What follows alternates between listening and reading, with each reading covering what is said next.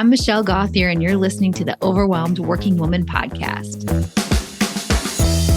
Hey, friends. Thanks for joining. Happy almost 4th of July if you're listening to this on the day it drops in the U.S. and you're celebrating the 4th of July.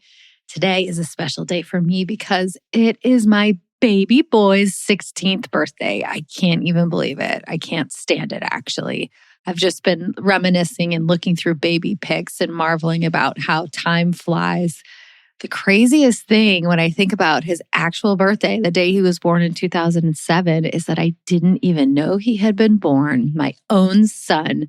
We didn't find out that he had been born until July 5th, so 2 days later. Now, lots of people who have adopted kids don't meet them until much later in their life, so I realized 2 days is not a big deal. But it is just really strange to think that on his actual birthday, the day he came into the world, I didn't even know he existed. And here he is now, mine for 16 years. On July 4th, 2007, so he was 1 day old, we were at a party at a friend's house, and every single couple there had kids except for us. And I had such a fun time at the party, and I played with all my friends' kids, and I loved their kids. But when we got home, I just cried. It had been like years since we started trying to have a baby, and we were on the list to adopt. And I was just worn out and sad from waiting for so long. So I just find it so ironic that little did I know my baby had been born, and that his birth parents had already chosen us, and we just didn't know it yet. And just the very next day, I got the best call of my life. This baby boy had been born. His birth parents had chosen us, and they wanted us to come and pick him up that night. We were in complete and total shock, threw a bunch of stuff in a suitcase, borrowed a car seat, and set off to go pick him up. It's so crazy to think like how quickly all of that happened, and how even when I was feeling sad, my problem, like the thing I was sad about, had already been solved, and the best thing in the world was about to happen to me. So if you're just feeling that way today, like there's something that you've been hoping for in your life, the solution could be closer than you think. So happy birthday to my baby boy who's now old enough to drive. There isn't a single day that goes by that I'm not so grateful for being his mom and Josie's mom, and for all 4 of their birth parents who loved them so much and made that hard decision to place them with us so that we could raise them. I feel so lucky. Whew, lots of love and gratitude today. Today's podcast is not how to prepare yourself for a baby if you are like me, where you were not expecting to get a baby and all of a sudden you have one. But I have to say, just as a general rule, I'm a huge advocate of adoption. I've served on a couple of boards. I've had countless, I couldn't even count the number of conversations with people who are considering adoption. So if you're ever looking for an adoption advocate, or you just want somebody to talk to, I am a great person for that. Okay, let's get down to business. All that love. If you are a regular listener of this podcast and you've tried some of the strategies and you've seen them work for you, I am so happy about that. I get great feedback all the time. In fact, someone recently asked me what was my favorite thing about having a podcast, and that's what I said, that people will comment or email me, or just I'll run into somebody just out somewhere at the gym and they'll say, "Oh, I used that thing you said about people pleasing and it really helped my day." It just makes me so happy. So if you've had that experience and you want more of that, and you want to exponentially just make everything in your life so much better, so much faster, come and coach with me one-on-one. When we work together one-on-one, I work with my clients for 6 months. You can get all of the results that you have been dreaming of, and we will focus on them every week, and you will start feeling better right away. So if you love this podcast, that working with me one-on-one is like the podcast on steroids, specifically designed for you. If you want to do that, you just there's a link in the show notes, or you can just go to my website, michellegauthier.com. On the Work With Me page, there is a link to set up a free session to talk to me about one-on-one coaching. Let's dive right into today's topic. So a lot of the topics I talk about on the podcast help you react or respond when life feels stressful or overwhelming. So for example, when you have too much to do, I'll tell you to look at what's in your control and take action from there, which is episode 2. When you are spending too much time worrying about what other people think of you, I'll teach you to stop people pleasing, which is episode 3. I teach you how to say no, etc. But today, what we're going to talk about is we're going to look at it from a different perspective.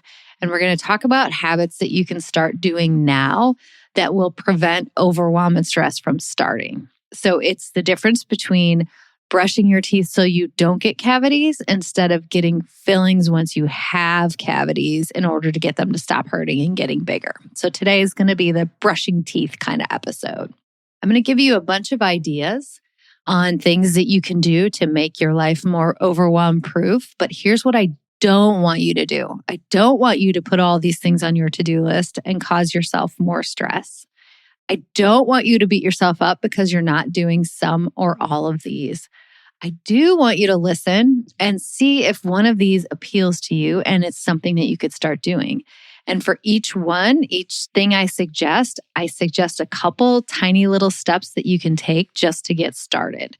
So instead of thinking, okay, I really want to implement everything on this podcast, choose one and then choose one tiny step and just see if you can make a little progress with that one and see how it affects your life and see if you want to do more. If you're already doing one or more of these, then pat yourself on the back. Sometimes we forget to celebrate what we're already doing right. But for example, one of them I'm going to talk about is moving your body. So if you're a person who already has a habit of working out or taking walks or, playing with your kids, then great. Pat yourself on the back that you're already doing that one. You're helping to overwhelm-proof your life already, and that's awesome.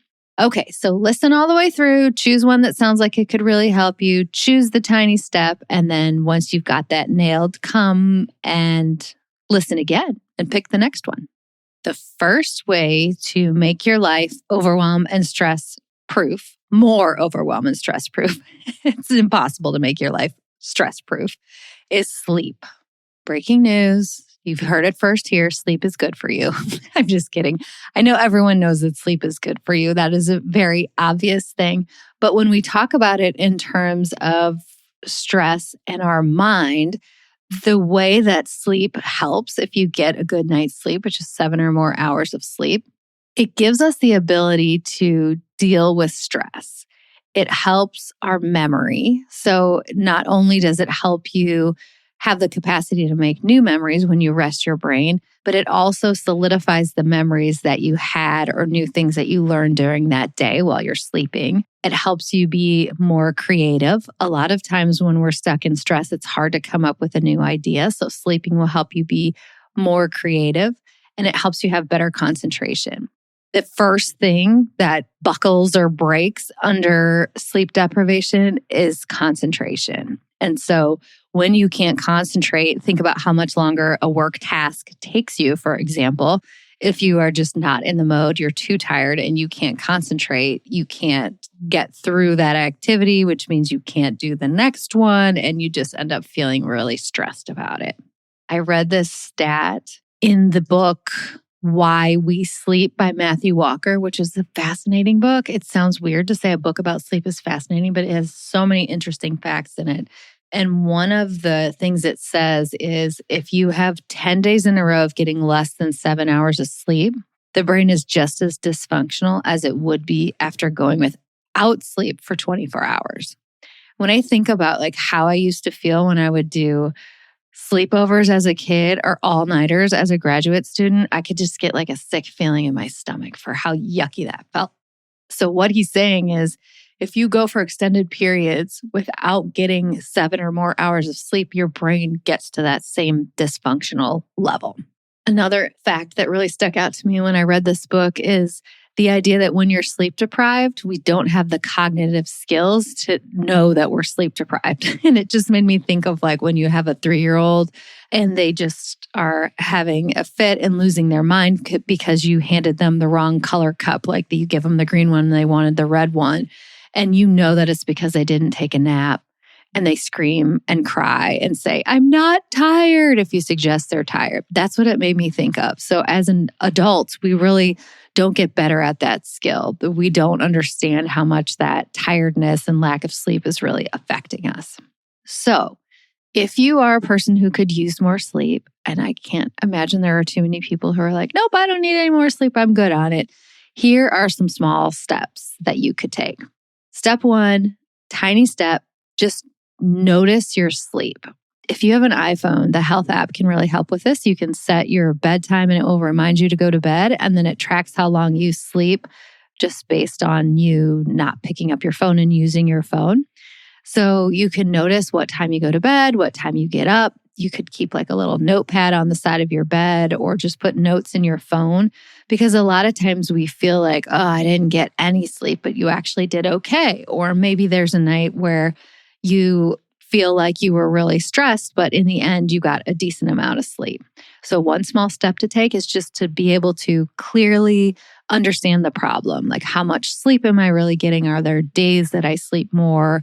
For example, I always sleep, my phone told me this, that's how I know. I sleep an hour more or 2 hours more on the weekend. I can't remember which one it was, but it was definitely more than I sleep during the week. This isn't so much of a tiny step because it's an investment, but one thing I invested in a couple years ago is the Oura ring, O-U-R-A ring. If you don't know what that is, it's such a cool thing. I feel like I should do a commercial for it because I love it so much. This is not a commercial. This is just my own experience with it. It's a ring that you wear and it has sensors in it. And the sensors keep track of your heart rate when you're sleeping, even when you're sleeping, if you're in deep sleep or light sleep or REM sleep. And it tracks automatically, figures out when you're working out based on your heart rate. So all throughout the day, it's keeping data on you and when you're feeling rested and restored and when your heart rate's up or down.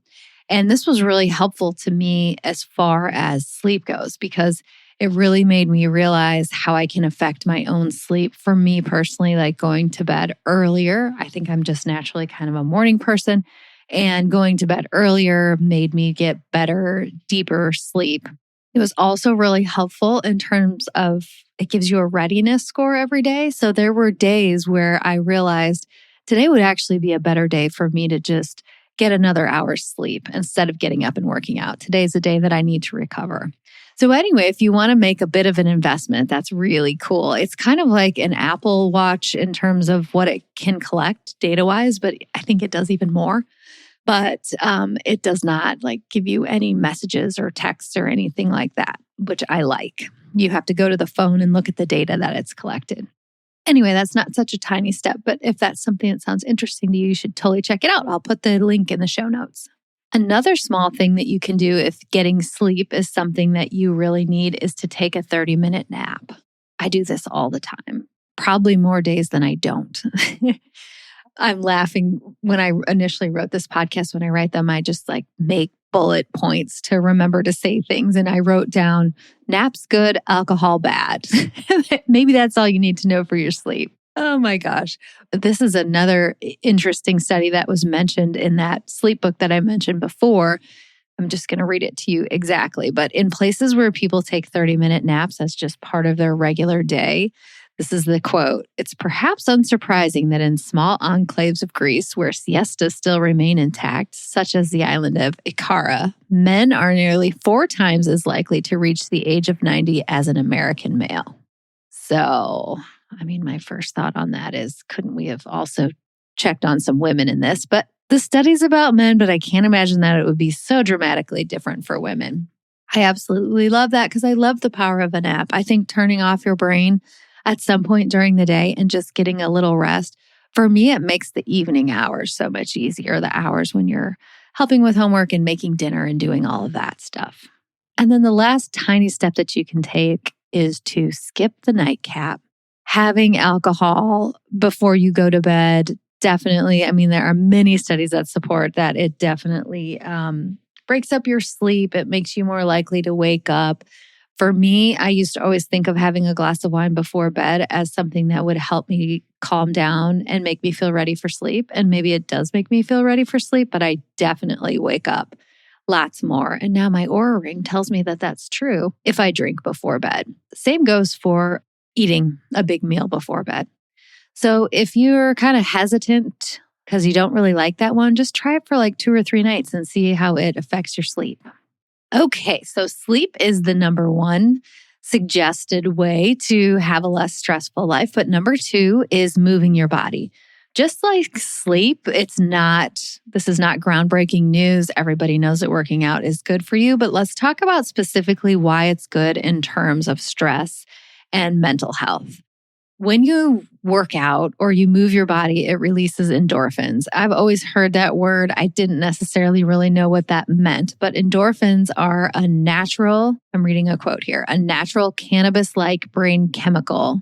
And it also releases other natural brain chemicals that can enhance your sense of well-being. So when we move our body, we actually release these chemicals that naturally make us feel better.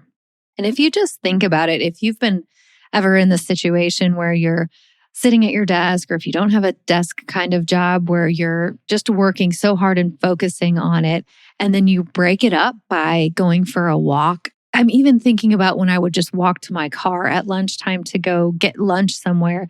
Getting up from your desk means your shoulders can relax for a second and your mind can just turn and focus on something else.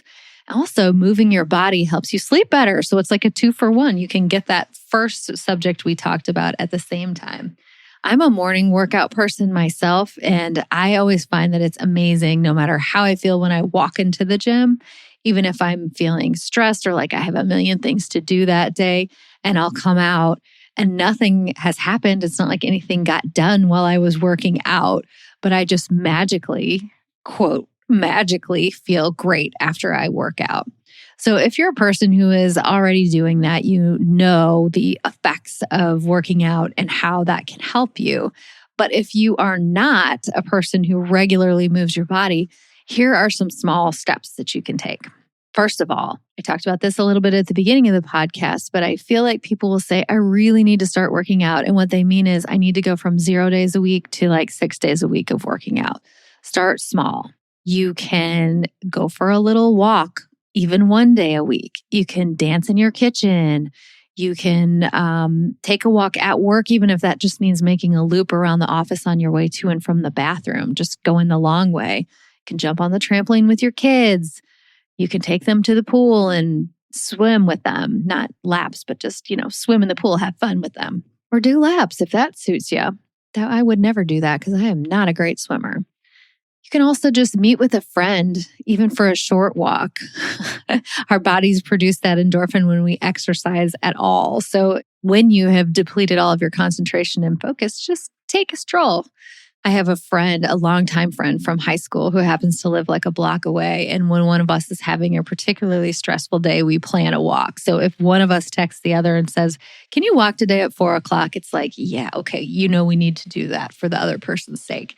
And sometimes they're short and sometimes they're long, but we always end up feeling better. And I'm laughing as I say that because we always end up laughing. It doesn't matter how frustrated we were when we start walking. We always end up making each other laugh. So meet with a friend is a great small step to take.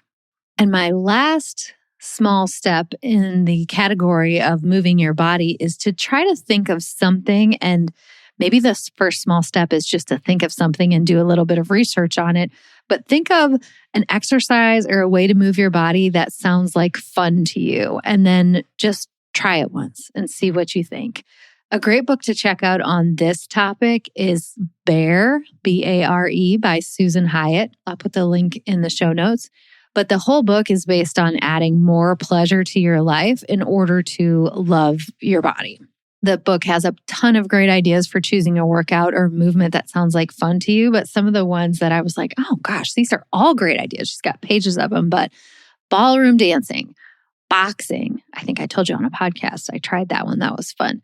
Hiking, kayaking, pickleball. I want to join a pickleball league. I feel like that's the new cool thing to do. All of our tennis courts in our area are being turned into pickleball. I love those. Pole dancing, sex, skating. One of my girlfriends took up roller skating and she loves it so much.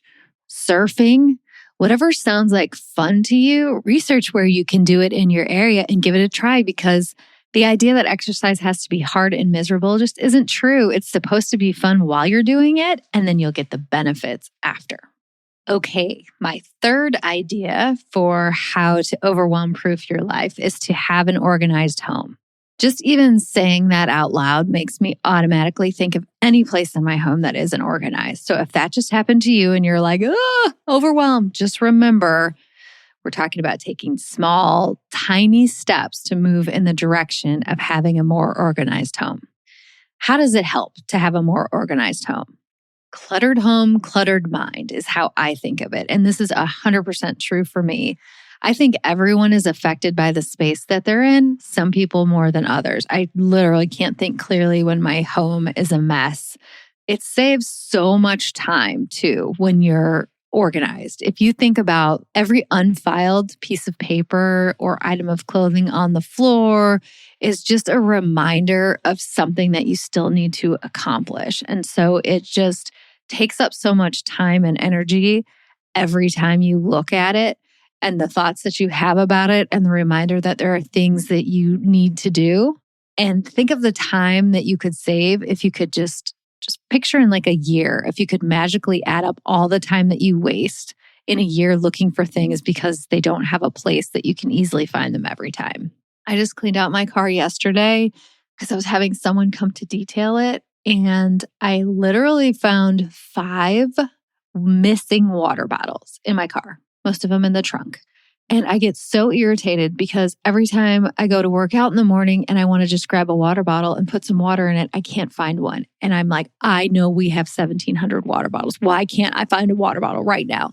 Another thing that organizing will do is just allow you to exercise control over something. So a lot of times when I'm coaching you guys on this podcast, what I'm saying is, let go of everything that's out of your control. You can't control that. You don't want to worry about that because you can't control it. Organizing is totally in your control. So if you're jonesing to control something, start organizing. It feels good and it has these great results so that you can just wake up in the morning and feel so much more calm in your own home. So if this appeals to you and this is the thing on this podcast that you want to try, here are 3 small steps that you can try. Number 1, listen to podcast number 8 on decluttering and declutter one small area. Maybe you clean out your car like I did, or one drawer, or your purse. Episode 8 gives really specific instructions and even has a free downloadable worksheet that you can use for reference. The other thing you can do is just take a second and think about in your house the area that weighs on you most mentally. We have these cubbies right when you walk inside our kitchen. And every time I think of them, I just sort of feel stressed because I know there's so much crap in there. So think about what that area is for you and then invite a friend to come over and work on it with you and return the favor and do the same thing at their house. That makes it you can do a fun visit with a friend and you can both feel better about an area of your house. Even if you take absolutely no action, like start cleaning something out, something fun you can do is just start dreaming of your organized space. Think about how you would love for your house to look, even just in your mind. Look at Pinterest, watch the home edit on Netflix. I will put the name of an organizer I love on Instagram, Erin Solange. I'll put that in the show notes and just start dreaming about what your home could look like. Even daydreaming about it will eventually get you to take action on it. There are 2 other big areas that I really want to talk about, and I'm going to do separate podcasts on because they are so important to creating a life that is less stressful. One is doing a morning routine, and one is having a time during the day to quiet your mind. So like meditation or something like that. So I'm going to do separate podcasts on each one of those, and you'll see those coming up later on this summer. But for now, take one of those 3 areas that I talked about, sleep, moving your body, or organizing your home, and take one of the tiny steps that I recommended and let me know how it goes. I'd love to hear from you. As always, if this was helpful, please leave a review. That would be wonderful and help other people find this podcast as well. Have a fantastic day, and I hope that when you implement one of these, you'll wake up tomorrow feeling a little bit less stressed. Thank you for listening to the Overwhelmed Working Woman podcast. If you want to learn more about my work, head over to my website at michellegauthier.com. See you next week.